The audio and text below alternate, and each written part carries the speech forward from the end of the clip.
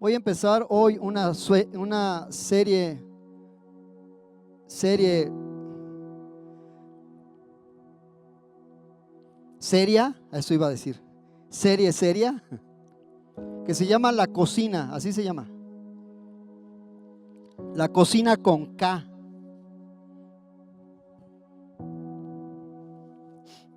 La Cocina con K. Si quieres ponerla así, La Cocina con K, está bien.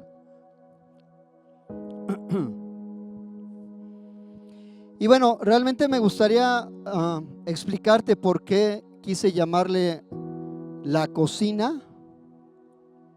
¿Quieres saber o no?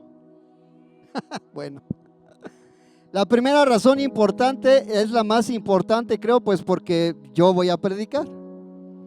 Esa es la razón más importante del por qué se llama La Cocina. O sea, tengo la oportunidad yo de ponerle pues como yo quiera, ¿no? Segundo, utilicé un lugar, haciendo una analogía, dentro de una casa, dentro de un hogar, que según yo es el lugar más importante de toda la casa, según yo, porque a todos nos encanta comer, ¿sí o no? Tercero, porque hay varios elementos que nos sirven para poder realizar pues todos los platillos que usualmente comemos, a lo mejor no sé, cuchillos, tablas, licuadoras, procesadores, no sé, todo lo que ustedes saben que existen, y más las mujeres.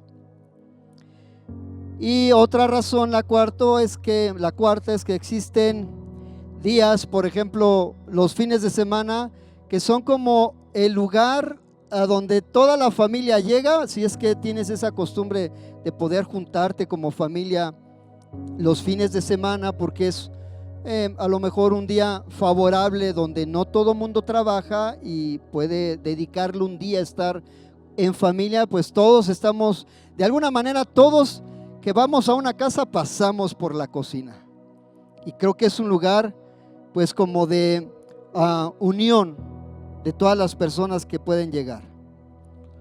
Y la última razón, creo que derivado de este punto es que voy a tomar esta serie, es que puede ser un espacio donde la gente transmite valores, hábitos, costumbres, se nutre y fortalece a la familia.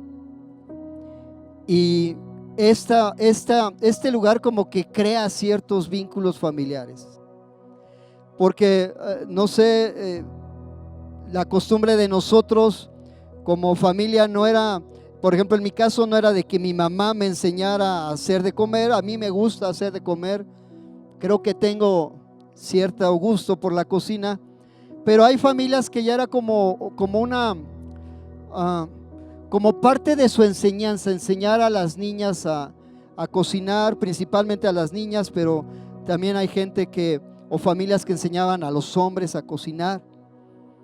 Y bueno, la verdad es que va a haber algunos domingos donde no podamos hablar acerca de la cocina por ser fin de año a lo mejor, o aniversario, pero vamos a hablar un buen tiempo acerca de algunos temas. Y sabes que muchas personas pasan más tiempo en la cocina que en otras partes de la casa. Por ejemplo, si tú eres una mamá de hogar y tienes familia, la verdad es que pasas muchísimo tiempo en la cocina, guisando para desayunar, para comer, para cenar. Y bueno, la verdad es que usualmente es muy común que se transmitan enseñanzas, que se transmitan recetas. Hay personas que les fascina mezclar ingredientes, descubrir sabores, textura, y hay gente que le encanta cocinar para sus amigos. Ese es mi caso, por ejemplo, que nos gusta preparar algo que le guste a la gente. Y yo veo que hay personas que nos invitan, y con esto no quiero decir que tengas que invitarnos, pero hay personas que se esmeran por ofrecernos lo mejor, y se siente uno bien. Existen recetas que se pasan de generación en generación, una lista de cosas que tenemos que mezclar, combinar, calentar, procesar y todo lo que tú te puedas imaginar. Por supuesto que a veces no es tan fácil inventar algo, sino entramos a YouTube y buscamos una receta y puede haber 15 personas que de la misma receta y te pueden decir una lista y con ingredientes diferentes o con preparados diferentes. Y también debemos entender que hay comida mexicana, de las más valoradas, quiero decirte, en el mundo. Comida italiana, francesa, japonesa, tailandesa, china. Pero los mexicanos estamos tan acostumbrados a nuestra comida que cuando vamos a otro lugar buscamos la comida de aquí. Es decir, si tú vas a Estados Unidos, en el área de Texas, pues ahí son especialistas 100% en hamburguesas y tienes que comer una hamburguesa allá. Pero nosotros tenemos puesta la camiseta tanto de México que buscamos tacos en Estados Unidos. O si tienes oportunidad, no sé, alguna ocasión, yo no he tenido oportunidad, si vas a Italia, pues como que Italia está enfocada en la pizza, en la pasta, y vamos allá y no probamos ni la pizza y no probamos la pasta, pero buscamos tacos. ¿Sí o no? Y bueno, lo que es un hecho, que el ingrediente más importante que te puedan dar y no tan fácilmente se puede transmitir, y vas a estar de acuerdo conmigo, es el sazón. Eso no se puede transmitir. ¿Sí o no, amas de casa?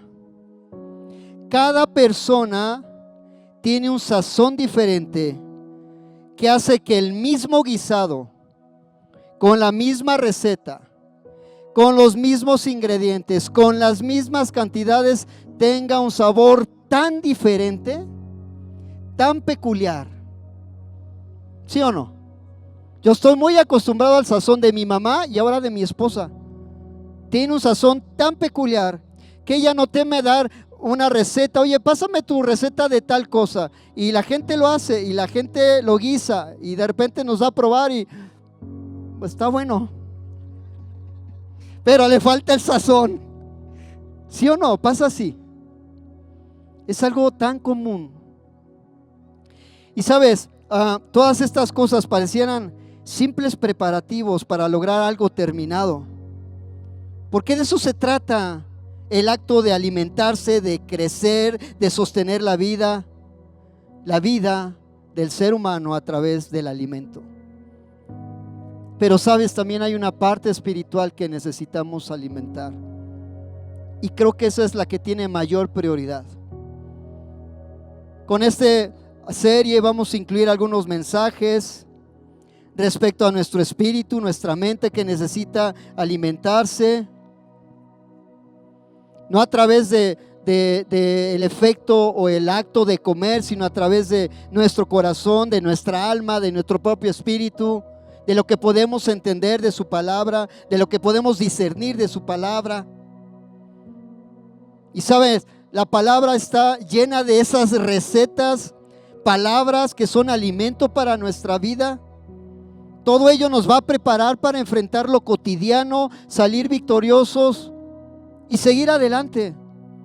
Toda la Biblia está llena de ese, digamos, tipos de receta. Y sabes, la Biblia habla acerca de procesos constantes. Toda la Biblia puedes leer personajes muy peculiares que pasaron por ciertos procesos dolorosos, procesos largos, procesos profundos. ¿Qué nos hace pensar que nosotros no tengamos que pasar por esos mismos procesos? Si estos hombres que eran hombres de Dios, que se ve que tenían una relación tan cercana con el Señor, pasaron por esos procesos. Y sabes, una de las metas de esta serie es reconocer estos procesos en nuestras vidas. Prueba, tentación, las consecuencias, todo lo que sucede alrededor. Porque todo árbol que podemos ver sufre un proceso. Todos los árboles que tú puedas ver ya crecidos tienen un proceso. Y algunas veces podemos ver que no hay un desarrollo No sabemos realmente qué es lo que pasa, pero tiene que haber un fruto. Muchos de nosotros estamos dispuestos a llegar al final sin pasar por ese proceso, porque a veces se nos hace tan difícil, tan duro. En tu casa puedes disfrutar de un platillo tan elaborado, hecho en tu cocina, pero ese platillo tuvo un proceso para que al final tú puedas disfrutarlo. ¿Sí entiendes la analogía? ¿Sí me explico de la analogía? Va a haber un proceso, pero al final tú vas a ver un resultado. ¿Sabes? Las uvas son aplastadas para poder generar vino. Los diamantes se forman bajo una presión constante. Las olivas se trituran para liberar ese aceite. Las naranjas se exprimen para obtener jugo. El aguacate se machaca para obtener guacamole. ¿Sí o no? El huevo se hierve para hacerlo duro. Las semillas crecen mejor en la oscuridad bajo tierra. Ahí están las semillas. Todo ello nos habla de un proceso. Repite conmigo, proceso. Iglesia, es necesario entrar en ese proceso. A veces no nos gusta escuchar eso, pero es necesario pasar por ese proceso. ¿Va a ser duro? Sí. Quiero decirte que sí. Pero el fruto después de ese proceso será inigualable. Cada vez que tú y yo nos sintamos aplastados, exprimidos, enterrados, machacados, triturados, es porque estamos en un proceso de transformación de parte de Dios. ¿Cuánto tiempo pasa ese proceso? Pues entras a uno y llega el otro. Sales de un proceso y viene otro proceso. Parecería ser que el Señor está esperando y nos cuenta los procesos con los cuales nosotros tenemos que pasar. Y bueno, viene del 1 al 10 y vas en el 1, y terminando el 1, casi terminando, ahí te va el 2. Para que como que no te enganches. Estamos en un lugar de transformación. Solo necesitas confiar en que Dios está haciendo algo en tu vida. Y Dios tiene la receta perfecta para cada uno de nosotros. Ese es el sazón que te estoy diciendo. Dios tiene algo especial para ti y para mí. Ese es su sazón de Él. No todos pasamos por los procesos. No todos vamos en el mismo camino para los procesos. Dios tiene algo especial para ti. Vámonos a Juan 13:3.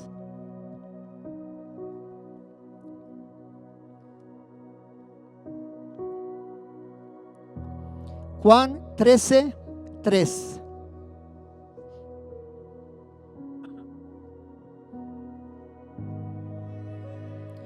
Dice: sabiendo Jesús que el Padre le había dado todas las cosas en las manos y que había salido de Dios y a Dios iba, se levantó de la cena y se quitó su manto y tomando una toalla se la ciñó. Luego puso agua en el lebrillo y comenzó a lavar los pies de los discípulos y a enjugarlos con una toalla con el que estaba ceñido. Entonces vino Simón Pedro y Pedro le dijo: Señor, ¿tú me lavas los pies? El verso 7. Respondió Jesús y le dijo, escucha bien lo que le dijo Jesús al apóstol Pedro: lo que yo hago, alguien tiene que oír esta palabra, lo que yo hago, tú no lo comprendes ahora, mas lo entenderás después. Así son los procesos de Dios. A veces no alcanzamos a entender lo que está pasando ni por qué. Estos procesos los podemos ver claramente cuando vemos una planta, un árbol. Si no hay fruto, no hay ramas. Si no hay ramas, no hay tronco. Si no hay tronco, no hay pruebas. Si no hay pruebas, no hay proceso. Y si no hay proceso, no hay nada. Iglesia, bienvenido a los procesos de Dios. Aunque no digas amén, Dios te va a procesar. Y no es algo que yo diga así como, ay pastor, ¿por qué dices eso? No, es que su palabra así lo dice. Juan 15:2, poquito adelante. Todo pámpano que en mí no lleva fruto, lo quitará, y todo aquel que lleva fruto lo limpiará para que lleve más fruto. Y lo que dice es que todo pámpano que dependa de la vid, depende de la vid, pero no está conectado con la vid, se oye raro. Dice que lo quitará. Pero todo aquel que se esfuerza por depender y estar conectado y siempre estar ahí, será limpiado. Y bueno, los pámpanos los pámpanos de los que habla Jesús eran limpiados adecuadamente de la vid, mostrando a aquellos que no llevaban ese fruto necesario. Pero déjame darte otra definición de la palabra cuando dice quitar, porque Dios hace eso. Viene de la palabra griega airo, de la cual se origina la palabra quitará. Y el significado también de esta palabra es levantará. Escucha, mira lo que yo aprendí, porque también lo aprendí. La idea es que el Padre levanta las vides no productivas fuera del suelo, que era común, como cuando tú enderezas una rama de un árbol y le pones una varita y le enredas. Lo que estás haciendo es tratar de levantar que vuelva vida a esa rama para que vuelva a crecer. Los que cuidaban esas vides antiguas se aseguraban de levantarlas del suelo para que recibieran más sol, dieran su fruto, entraran en ese proceso, y si aún así, una vez que eran levantadas tratando de dar fruto, no daban fruto, eran quitadas. Porque entonces quitaban el espacio a las ramas que sí daban fruto. Pero en un principio no es de que si no das fruto Dios te va a quitar. No. En un principio, si no hay ese fruto, Dios te va a levantar, tratar de que tú te levantes, tratar de que salgas adelante. Pero si tú en tu decisión no quieres hacerlo, pues dice la Biblia que te quitará.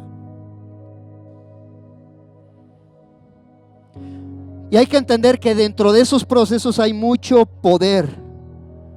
Hay un rabino que escribe, comentarista acerca de la Torá, y dice: a quienes aman la verdad de Hashem, no les importa la llegada de su desgracia, pues les brinda la oportunidad de buscar su misericordia y ser testigos de su salvación. Un acontecimiento que añade prestigio a Dios y engrandece su nombre. Es decir, no todo lo que sucede es fatal. Tenemos que verlo a través de los ojos de Dios y ver que es un proceso.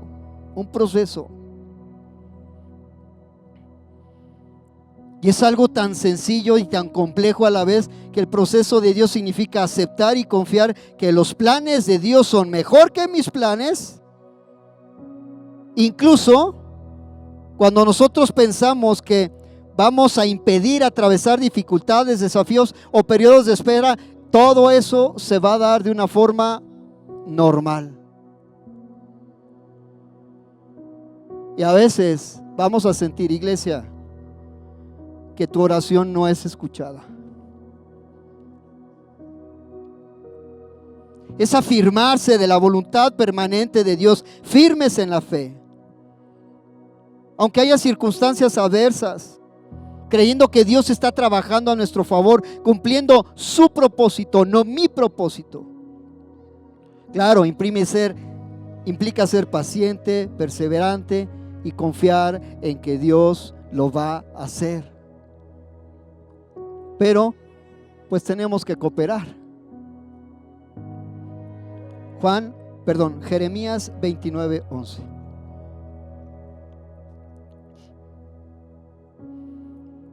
No sabemos de memoria este verso. Dice: porque yo sé los pensamientos que tengo acerca de vosotros, dice Jehová, pensamientos siempre de bien, no de mal, dice, para daros el fin que siempre esperáis. Si Dios, dice la Biblia, si Dios tiene pensamientos acerca de nosotros, también tiene pensado qué procesos necesitamos pasar. Sin desafíos, pruebas, no es posible el crecimiento, según lo que dice su palabra. Romanos 12:12. Te voy a leer la versión Palabra de Dios para Todos. Dice: alégrense en la esperanza, tengan paciencia en las dificultades y sean constantes en la oración. Si yo te pregunto, si tú oras, tu respuesta es, bueno, 2 o 3, La pregunta es, ¿qué tanto oras? ¿Qué tanto eres persistente? Ahora, si tú eres un hombre de oración, pues a las 10:30 estamos aquí orando. Si eres un hombre de oración, se supone, bueno, un hombre y una mujer, ¿va? Se supone que tendrías que estar orando, ¿no? ¿O no? Porque estamos en oración.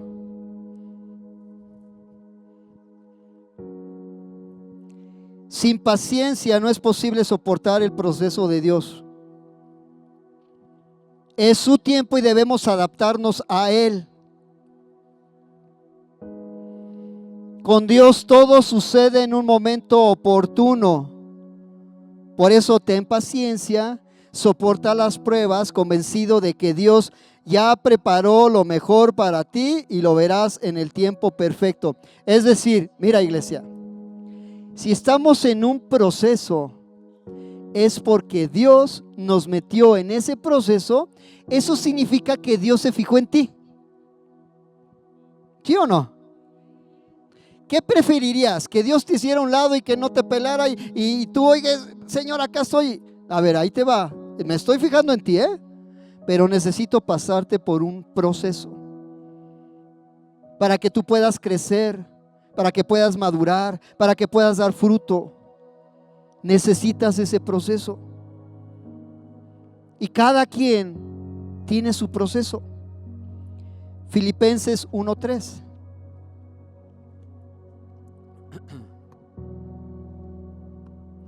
Dice: doy gracias a mi Dios siempre que me acuerdo de vosotros. Mira, ahí hay una clave para la oración. Cada vez que te acuerdes de alguien, da gracias por su vida. Mira, tantas cosas que la Biblia nos dice. Siempre en todas mis oraciones rogando con gozo por todos vosotros, por vuestra comunión en el Evangelio desde el primer día hasta ahora. Y el verso 6, estando persuadido de esto, que el que comenzó en vosotros la buena obra la perfeccionará hasta el día de Jesucristo. ¿Sabes quién escribió esto? El hombre que según la Biblia pasó por tantas circunstancias tan complejas, tan dolorosas, y aún así él dice: doy gracias porque me acuerdo de ustedes. Al parecer fueron alcanzados a través del evangelio que él predicó, no sé. Da gracias acerca de la afirmación de ellos, pero siempre dice que comenzó en vosotros la buena obra, la perfeccionará hasta el día de Jesús. Hay una esperanza cuando dice: Dios comenzará una buena obra, pero también promete perfeccionarnos durante ese proceso. Claro, entendemos que no vamos a llegar a la perfección aquí, pero cuando estemos en su presencia seremos perfectos. Y sabes, nadie conoce mejor el producto de aquel que lo fabricó. Así que el fabricante es el único que conoce la razón y el propósito por el cual diseñó y elaboró un producto. Las circunstancias en las cuales nacimos no definen el propósito por el cual fuimos creados. Es decir, tu inicio no va a determinar nunca tu final. Eso lo define el Señor. El proceso no es experimentar adversidades, sino el poder de tener una gran transformación. Hay un montón de historias que nos hablan de hombres que fueron procesados a través de circunstancias que Dios permitió que vivieran. Fueron procesados, fueron transformados para cumplir el propósito de Dios. José fue procesado para pasar de un niño a un hombre capaz de dirigir a la nación más influyente de su época. Moisés fue procesado para dejar de ser hijo de papi y convertirse en un libertador del pueblo de Israel. La nación de Israel tuvo que ser procesada una y otra vez más para cambiar la mentalidad de esclavos a la de hombres libres, hijos del rey. A David se le ofreció un reino, pero antes tuvo que ser procesado y conquistar ese reino. Me encanta la historia de David.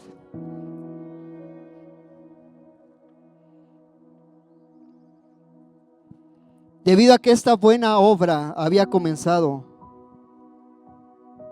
el apóstol Pablo estaba convencido 100% de que Dios cumple su promesa, de que Él completa el proceso a través de lo que sucede en nuestras vidas. Charles Spurgeon escribe: ¿existe alguna ocasión en que Dios comienza cualquier obra y la deja incompleta? Veamos si alguna vez dejó al mundo a medias y lo abandonó estando completo solamente a la mitad. Veamos a un universo el cual ha sido apartado de la rueda del gran alfarero con el diseño solamente delineado, con el barro medio endurecido y con una forma que carece de estar perfeccionada. ¿Dios es así? No. Primera carta a Pedro 1:3.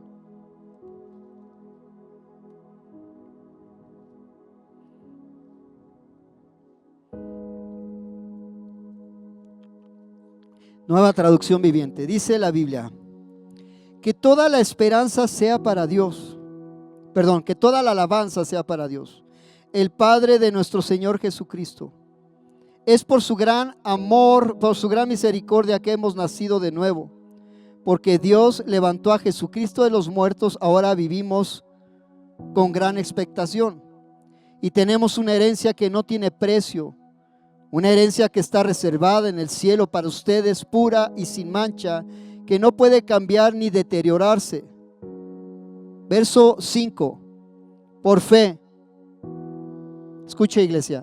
Por fe que tienen, Dios los protege con su poder hasta que reciban esta salvación, la cual está lista para ser revelada en el día final, al fin de que todos la vean. Así que, alégrense.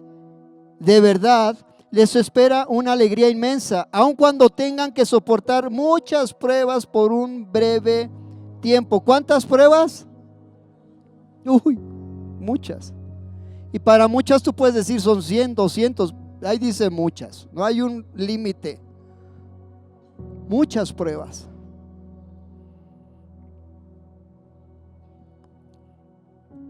Y por ahí leí una postal que dice: preocúpate más por un grano de fe que por una tonelada de emoción. ¡Ay, qué fuerte! La palabra griega que el apóstol Pablo usa para alegría significa salto. Es la misma palabra que se utiliza en el libro de Hechos cuando Jesús sana a alguien y estos saltan de alegría. Es la misma palabra, es la misma raíz. El apóstol Pablo está diciendo: en medio de tus pruebas eres capaz de saltar de alegría. Y tenía una razón para decirlo. Sabía que Jesús estaba presente en todas nuestras pruebas.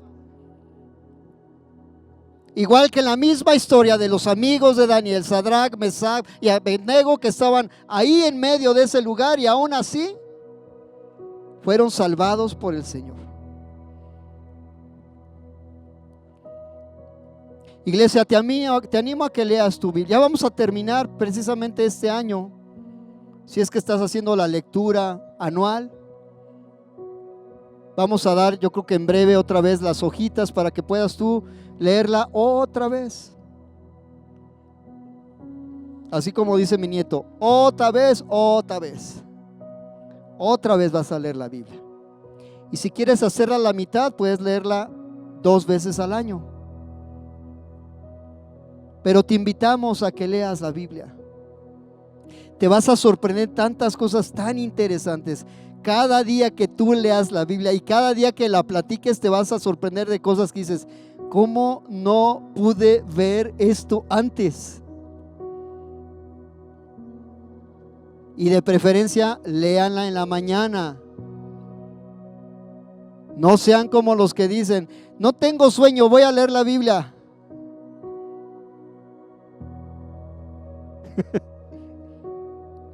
De preferencia, ¿ok? Sigo con primera carta de Pedro, verso 7.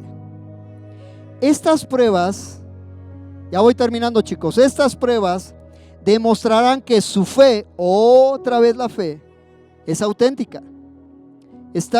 Mira, esta versión dice que a raíz de que estés en pruebas, tu fe tiene que ser auténtica.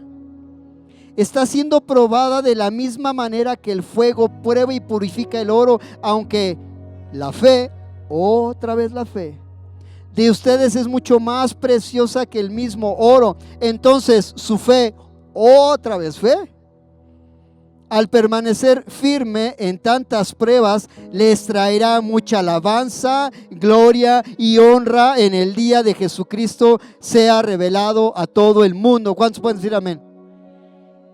Mira el resultado de la fe: alabanza, gloria y honra al Todopoderoso.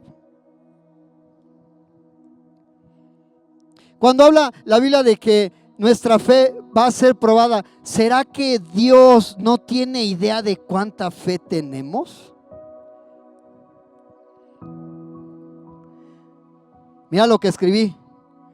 Es probada porque nosotros somos ignorantes de cuánta o qué tipo de fe tenemos. El propósito de Dios en las pruebas es el de mostrar la calidad duradera de mi fe, no lo que Él dice que tengo. Porque cada quien, dice la Biblia, que cada quien les da una medida de fe. Eso lo hace Dios. Y a veces tenemos que comprobar nosotros mismos qué tanta fe tenemos. Tristemente, iglesia, es muy común que las personas que están en este proceso, al no verse como que no ver el resultado del proceso, prefieren mejor renegar de Dios. Como decir, ay, muere Dios, mejor no le entro.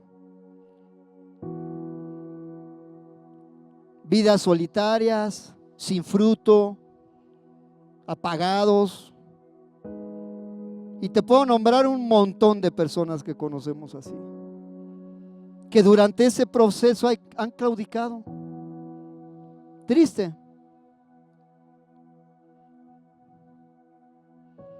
¿Qué le sucede a nuestra alma cuando experimentamos una profunda y personal aflicción? ¿Qué propósito tendrá el dolor en nuestro caminar con Cristo? El apóstol Pablo parece que nos da 3 cosas importantes. 1, la aflicción trae tristeza que dura algún tiempo, solamente algún tiempo. Es parte de la humanidad sentirse triste, angustiado, preocupado. Somos humanos. 2, nos lleva a una fe probada y purificada. Y 3, es un vínculo que resulta en una poderosa muestra de la gloria de Dios. ¿quién puede pensar que un proceso sea tan doloroso que al final es una bendición tan sorprendente y sin igual de parte de Dios?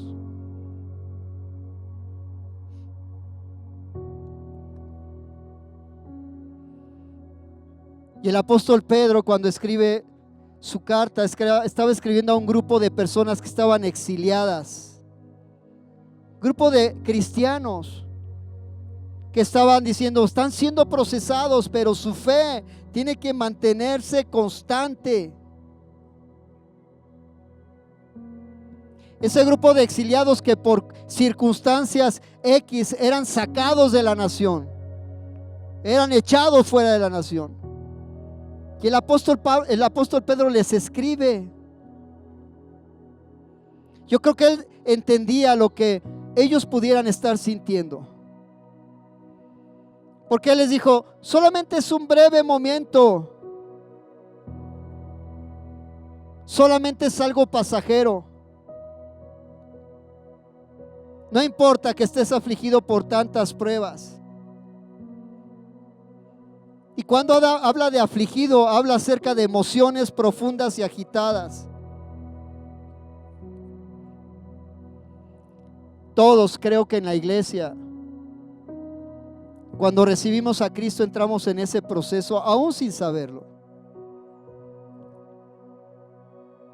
Todos hemos enfrentado pruebas que han cobrado un alto costo emocional a nuestras vidas.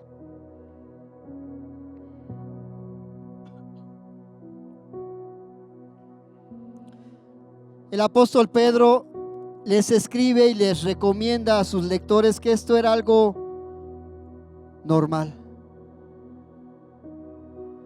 Él dice, la prueba por la que estás atravesando no tomó a Dios por sorpresa.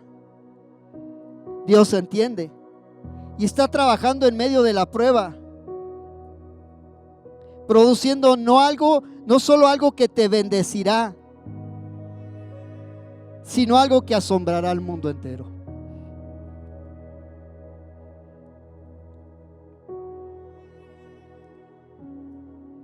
Muchas historias de la Biblia están llenas de las mismas experiencias.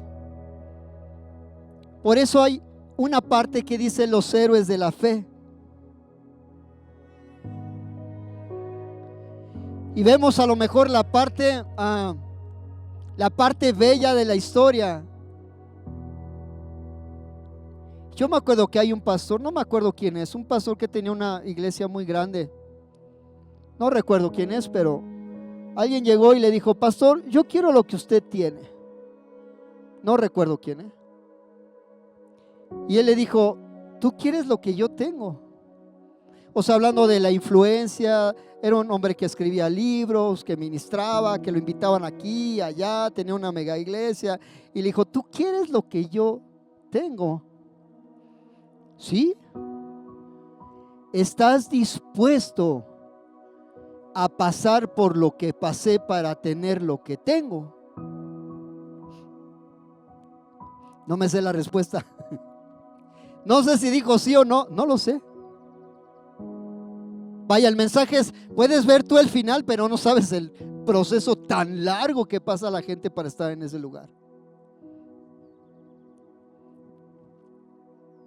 Dice el Salmo 6:6. Mira lo que escribe el rey David. Nueva traducción viviente dice: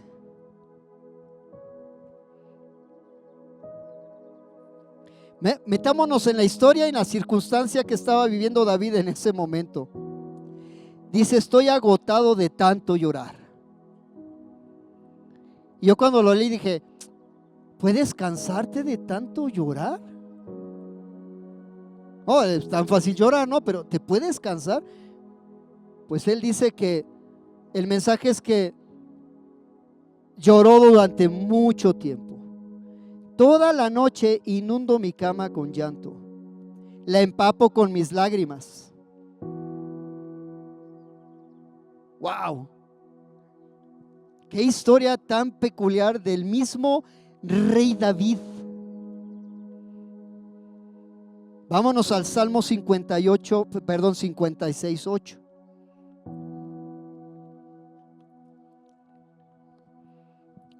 Mira, por si tú creías que Dios no le importa tus oraciones,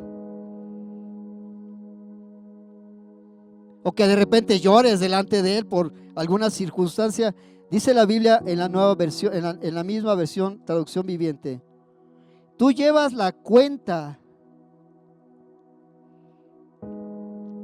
de todas mis angustias y has juntado todas mis lágrimas en tu frasco.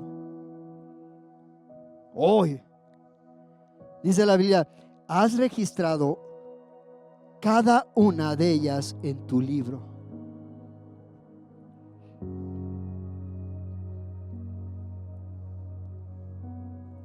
Sí, agradecidos estamos con estos autores de estos escritos, porque ¿sabes qué? Transmiten sus propias emociones, transmiten sus propias vivencias, y yo creo que están escritas para decir, bueno, ¿quién te crees tú para no pasar por lo mismo? Vemos heridas en esto que estamos leyendo del rey David, y hay más. O sea, esta es una parte, hay más cosas del rey David escritas. Cuando fue perseguido, cuando se le condenó por su adulterio, hay tantas cosas que escribió el rey David. Heridas, penas, dolor insoportable por todo lo que está pasando. ¿Sabes? Como que debemos tratar nuestras penas así con mucha seriedad y no de una manera superficial, porque Dios está trabajando en nosotros. Y solamente hay una solución y se llama dependencia. No hay otra fórmula, de hecho no existe. Dependencia a Él y de Él. Porque cuando venimos delante del Señor le decimos: Señor, ay Dios, estoy lastimado. Cuando le dices: Señor, necesito tu ayuda,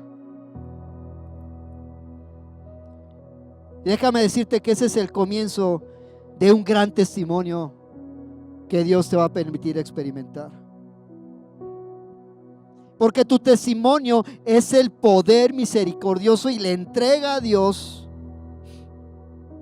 eso que crece a partir de la realidad de una terrible circunstancia de nuestras vidas. ¿Recuerdas la historia de Job? Y bueno, dicen que es el hombre que más sufrió. Bueno, como de repente la Biblia en los primeros pasajes dice que él ofrecía un holocausto a favor de sus hijos por si estos chamacos se desviaran. Por si. Como que Job se adelantaba. Señor, aquí te ofrezco algo por si mis hijos te llegan a ofender o lleguen a hacer algo que no sea conforme a tu propósito. Él se adelantaba. Es decir, la enseñanza es que oremos, porque esos procesos pueden pasar. Señor, pues ayúdanos a pasarlos. Fortalécenos en medio de estas circunstancias.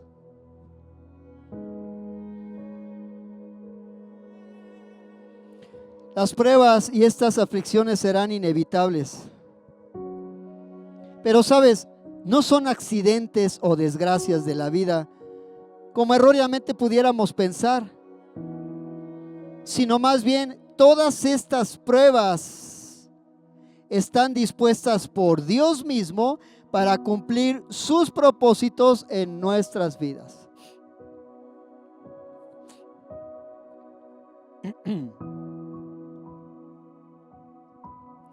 La alegría del creyente no depende de las circunstancias terrenales, sino de entender que Dios aún ahí, aún así, Él está. Confiar en que Él está.